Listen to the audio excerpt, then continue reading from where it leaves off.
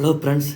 இப்போ நம்ம ஒரு தமிழ் வாக்கியத்தை கொடுத்துட்டு அதை எப்படி ஆங்கிலத்தில் எழுதுறது, டிரான்ஸ்லேஷன் பண்ணி எழுதுறதுன்னு கற்றுட்டு வரோம். அந்த வேலை இன்றைக்கி நம்ம எடுத்துக்கிற சென்டென்ஸ் என்னன்னா, காரை பழுது பார்ப்பதற்கு மெக்கானிக் பணம் கேட்குறார். காரை பழுது பார்ப்பதற்கு மெக்கானிக் பணம் கேட்குறார் அப்படின்ற ஒரு தமிழ் வாக்கியத்தை எடுத்துருக்குறோம் ஃப்ரெண்ட்ஸு. இதை எப்படி ஆங்கிலத்தில் நம்ம எழுத கற்றுக்கலான்னு பார்க்குறோம்.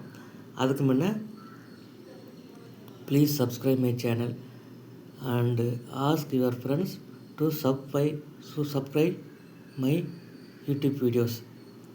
சரி, போகலாங்களா? காரை பழுது பார்ப்பதற்கு மெக்கானிக் பணம் கேட்குறார். இப்போது இதுக்கு ஒரு ஃபார்முலா எழுதி போட்டுக்கிறோம் பாருங்கள். இதுக்கு ஒரு ஃபார்முலா. முதல்ல சப்ஜெக்ட் போடணும். சப்ஜெக்ட் போட்ட உடனே வெர்பு போடணும். வெர்பு போட்ட உடனே சென்டென்ஸ் வேர்ட் ஆர்டர் கேள்விகளை வரிசையாக கேட்கணும். சென்டென்ஸ் வேர்ட் ஆர்டர் கேள்விகள் எதை கேட்பீங்க? எதை, யாரை, யாருக்கு, யாரிடம், எங்கே, எப்படி, ஏன், எப்பொழுது அப்படின்னு கேள்விகளை கேட்கணும். கேட்டு வர பதிலாக சப்ஜெக்ட் வேர்புக்கு அடுத்தது அப்படியே வரிசையாக எழுதிக்கணும். அதை தான் சென்டென்ஸ் வேர்ட் ஆர்டர் கேள்வின்னு சொல்கிறேன். ஆனால் இந்த சென்டென்ஸில் நம்மளுக்கு ஒரு 2 கேள்வி தான் வருது ஃப்ரெண்ட்ஸு. அதனால் நான் 2 கேள்வி மட்டும் எழுதியிருக்கிறேன். மீதி எக்ஸ்டென்ஷன்ற இதெல்லாம் எழுதியிருக்கிறேன். சரி, போகலாங்களா? இப்போது தமிழ் வாக்கியத்தை படிக்கணும். படித்து அதில் கடைசியில் இருக்க வெர்பு எங்கே இருக்குதுன்னு கண்டுபிடிக்கணும். தமிழ் வாக்கியத்தில் வெர்பு எங்கே இருக்குங்க? கடைசியில் இருக்கிறது தான் வெர்பு. இங்கே கடைசியில் இருக்கிற வார்த்தை என்னதுங்க? கேட்கிறார். என்ன டென்ஸுங்க? Simple present tens. அப்போ கேட்கிறாருன்னு தான் வெர்பு. இந்த கேட்குற செயலை யார் செய்கிறதுங்க? அந்த செயலை செய்கிறது தான் சப்ஜெக்ட்டு.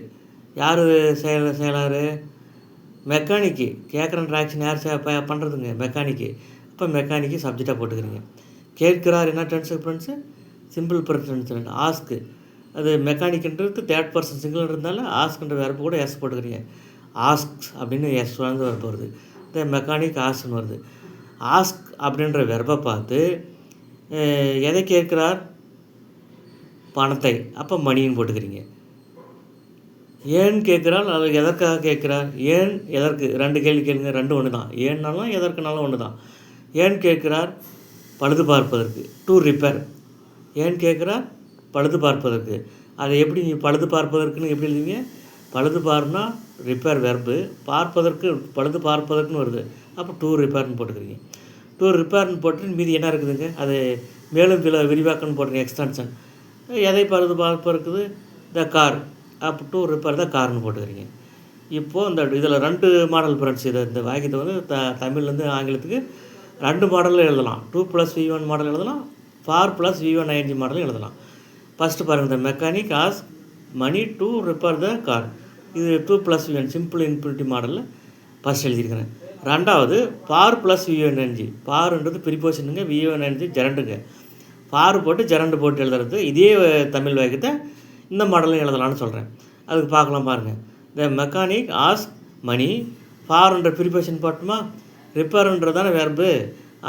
அதை ING ஃபார்முக்கு மாற்றிருங்க. For repairing. ஃபார்ன்றது ப்ரிபோசிஷனுங்க, ரிப்பேரிங்கிறது V1 ING ஜெரண்டுங்க. ஃபார் V1 ING மாடலில் எழுதிருக்குறேங்க. The mechanic ask money for repairing the car. புரிஞ்சுக்கலாம் ஃப்ரெண்ட்ஸ் எப்படின்ட்டு? இப்போ 2+V1 model, 4+V1 ING model. இதை திருப்பி நீங்கள் போட்டு கேளுங்க ஃப்ரெண்ட்ஸு. உங்களுக்கு ரொம்ப யூஸ்ஃபுல்லாக புரிஞ்சிடும்.